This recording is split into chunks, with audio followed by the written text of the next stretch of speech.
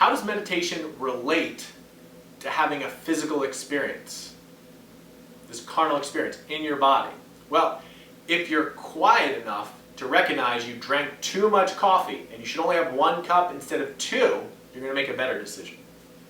If you're quiet enough and you can hear the signal that you have pain in your knee, and you know, and you make a gut decision, I need to address my knee in order to maintain my hobbies and the things that I love doing.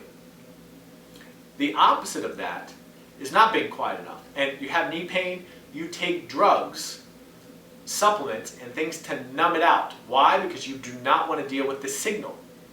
You do not want to decipher or decode. So a meditative practice allows you to decode your physical experience and make better decisions. Now that doesn't mean an immediate result.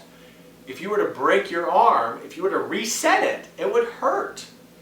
And having a healing crisis can give you so much information about how to save yourself time, money, and energy in the future because you know how to make it through. You have some procedure or plan to make it past that event should it happen again.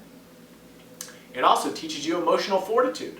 So when you meet a challenge, it's not, I'm fragile, I will break, but it is, in very practical terms, here's what I'm facing, I'm going to counterattack it, and I'm going to overcome this challenge. Well, the ability to have this resilient, anti-fragile attitude towards life, I believe, can be heightened in terms of its learning and teaching and embodiment from exercise. If you've ever had soreness from the 2nd or 3rd day of exercising, there's a really fine line between not being able to sit on the toilet because you exercise your legs way too much and having a good, healthy level of soreness that gives you the feedback, my body feels good. And what happens? As a result of the mind-body connection, your mind feels good. You go, I'm doing good things in the world.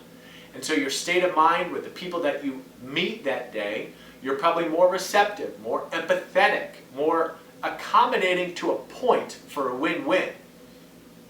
But if you're not, and you're overworking, and you're exhausted, or you're underworking, underperforming, and you know you're holding back, those states of mind, it's not as receptive and as embracing of life. So meditation, when it comes to the physical form, makes you attuned to the signals and the information that's coming from your body.